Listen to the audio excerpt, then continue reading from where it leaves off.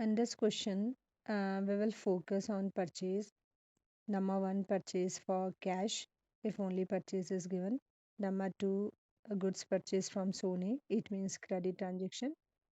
And number four, we purchase goods for rupees 10,000 and 2,000 paid immediately.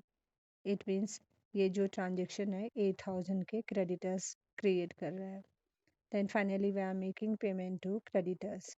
Now see our solution. Left hand side will write assets, right hand side capital plus creditors. And we have only two assets in this question, cash plus stock. Number one transaction देखते हैं. We started business with cash 80,000 और वही cash हमारे लिए capital होती है. अब आपको इतना समझ में आ गया होगा. Then second we purchase goods worth rupees 5,000. तो अब आपको पता है आपके पास स्टॉक आएगा और उसके बदले में आपके पास से कैश जाएगा and there will be no change in capital. After this our new equation is cash कम हो गया है 75,000, उसके बदले में हमारे पास 5,000 का स्टॉक है और capital 80,000. Both side are equal. Next third one is purchase goods from Sony. This is your credit transaction. जब नाम किसी का दिया होगा तो क्रेडिट ट्रांजेक्शन होगा. There is no change in cash क्योंकि कैश में पेमेंट नहीं किया है. We are purchasing goods, our stock will increase. Payment नहीं किया है तो ये हमारे क्रेडिटर्स को बढ़ाएगा. And there is no change in cash and capital. और हमारी इसके बाद की इक्वेशन है, हमारे पास कैश 75,000 का है, स्टॉक बढ़ गया है, कैपिटल अभी भी 80,000 है एंड क्रेडिटर्स हमारे 10,000 इंक्रीज हो गए हैं. दोनों साइड का सम देखेंगे. The sum should be equal in after every equation, after every transaction. So debit side हमारा है 90,000 और ये भी क्रेडिट साइड भी हमारा जो कैपिटल प्लस क्रेडिटर्स का सम है वो भी हमारा 90,000 है.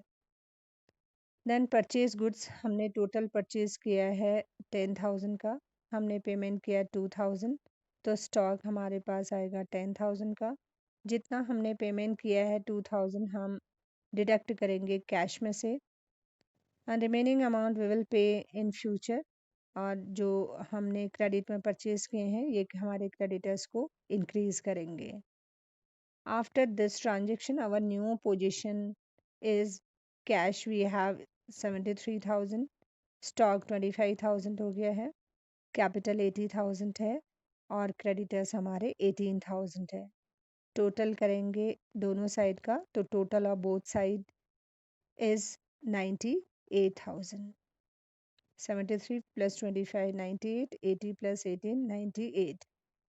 Then in last transaction we are making payment to creditors. जब भी हम पेमेंट करेंगे क्रेडिटर्स में से कम होगा, ये कम हो गया. स्टॉक में कोई चेंज नहीं आया, उस ट्रांजेक्शन के सामने हमने जीरो लिखा. No change in capital. Creditors भी रिड्यूस हो जाएंगे क्योंकि हम उनको पेमेंट कर रहे हैं तो उनकी लाइबिलिटी कम हो जाएगी. After this, we have cash of rupees 70,000, stock 25,000 का है, capital 80,000 है, creditors 15,000 है. दोनों साइड का सम देखेंगे तो ये है 95,000. Accounting equation is also called balance sheet equation. Now we will prepare balance sheet with the help of accounting equation. जब हम बैलेंस शीट बनाते हैं तो असेट साइड में कितने कंटेंट है ये देखते हैं. In this question we have only two contents. Number one cash, number two stock. ऐसे हम लाइबिलिटी साइड में देखते हैं, हमारे पास दो कंटेंट्स हैं, capital plus creditors.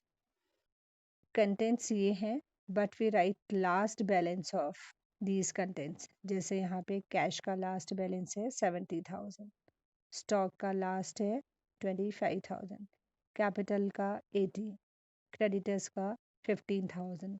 So we have to write this last balance in balance sheet. Balance sheet में ये लाइबिलिटी साइड होती है और ये एसेट साइड होती है. अकाउंटिंग इक्वेशन में ये एसेट्स होता है और ये लाइबिलिटी होती है. But in balance sheet you have to prepare in this way. Capital last balance 80,000 था, क्रेडिटर्स 15,000 था, कैश का लास्ट बैलेंस 70,000 था, स्टॉक था 25,000 and both side of balance sheet are equal. So this accounting equation shows equality between assets and liabilities. और हम इसको balance sheet में भी दिखा सकते हैं, that's why it is called balance sheet equation. Balance sheet को लिखने से पहले हम यहाँ पे एज ऑन लिखते हैं. We write a particular date because it is prepare on a particular date only, like 31 December, 31 March etcetera. इसलिए बैलेंस शीट को बनाने से पहले हम हमेशा ऊपर लिखते हैं balance sheet as on dash dash dash whatever date is given in your question. So in this way we can prepare balance sheet after making accounting equation. So in this question we will focus on sale of goods. Number 1 started business. Number 2 purchase goods. Number 3 sold goods for rupees 5,000. There is no profit or no loss, no credit transaction, normal sale. Number 4 goods sold costing 8,000 for rupees 9,000. There is profit of rupees 1,000 in this transaction. Fifth one is sold goods costing rupees 2,000 के 3,500 में sold किए हैं, तो there is profit of rupees 1,500, but this is credit transaction. Next one is costing goods rupees 3,000 sold for 2,500, so there is loss of rupees 5,000. Next one is received cash from debtors 2,000 rupees. सो ये जो transaction है ये cell पर based है. इतने तरह से हम अपने गुड्स को सोल्ड कर सकते हैं. तो आप इस क्वेश्चन में सेल की टाइप और उसका अकाउंटिंग इक्वेशन में कैसे इफेक्ट आता है वो सीखेंगे. Now see number 1 started business.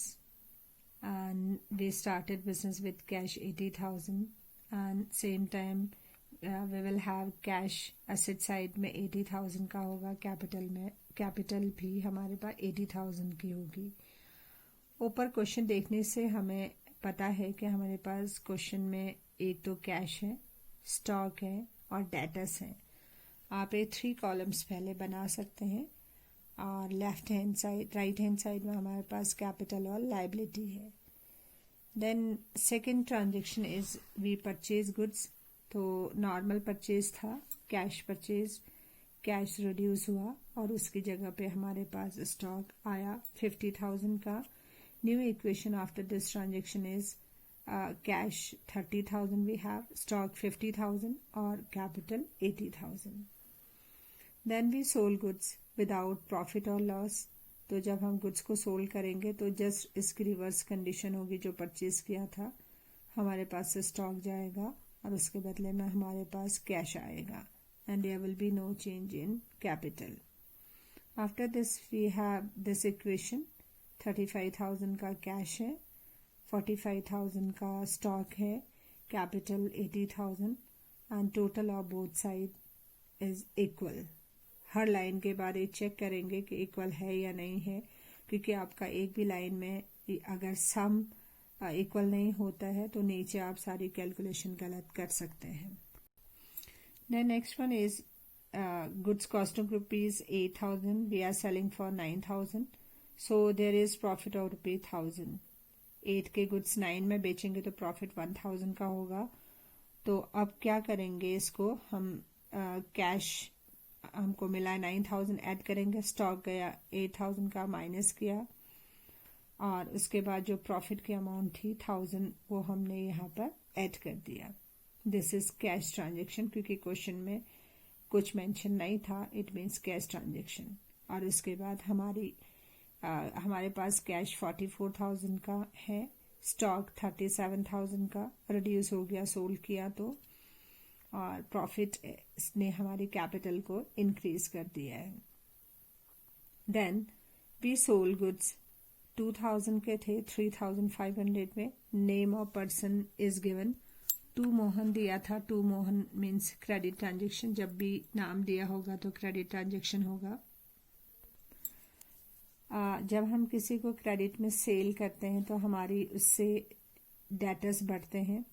Cash नहीं आया क्योंकि हमने क्रेडिट में सोल्ड किया तो हमारे डेटर्स बढ़े। डेटर 3500 के हैं और हमको प्रॉफिट हुआ 1500 का। After this we have cash 44,000। Stock reduce हो गया है, उसके बदले में हमारे पास डेटर्स आ गए हैं and this profit increase our capital and this is our equation. दोनों साइड का सम करेंगे तो इक्वल है। देन वी सोल्ड गुड्स 3000 के थे, 2 में सोल्ड किए तो लॉस हो गया 1000 का and this loss will reduce our capital क्योंकि हम बिजनेस में कैपिटल प्रॉफिट अर्न करने के लिए लगाते हैं। जब भी प्रॉफिट होता है तो हमारी कैपिटल इंक्रीज होती है, जब लॉस होता है तो हमारी कैपिटल रिड्यूस होती है। कैश आया 2000, कैश बढ़ गया। स्टॉक 3000 का गया तो स्टॉक डिक्रीज हो गया। There is no change in debtors and capital हमारे डिक्रीज हो गई है। दोनों साइड का सम करेंगे तो इक्वल है। The next one is we receiving cash from debtors. Debtors हमें फ्यूचर में कभी ना कभी पेमेंट करेंगे और जब भी ये पेमेंट करेंगे तो कैश में कन्वर्ट हो जाएंगे। डेटर्स कम हो जाएंगे और उसकी जगह पे हमारे पास कैश आ जाएगा। 2000 ने हमको पेमेंट किया डेटर्स ने, 2000 के डेटर्स कम हो गए और ये कैश में कन्वर्ट होके इसने कैश का बैलेंस बढ़ा दिया। After this we have cash 48,000, stock 32,000, debtors कम हो गए हैं and there is no change in this capital side। और दोनों साइड का सम करेंगे तो सम है 81,500। तो इस क्वेश्चन में हमने सेल डिफरेंट सिचुएशन में सेल का अकाउंटिंग इक्वेशन में क्या इफेक्ट होता है वो देखा।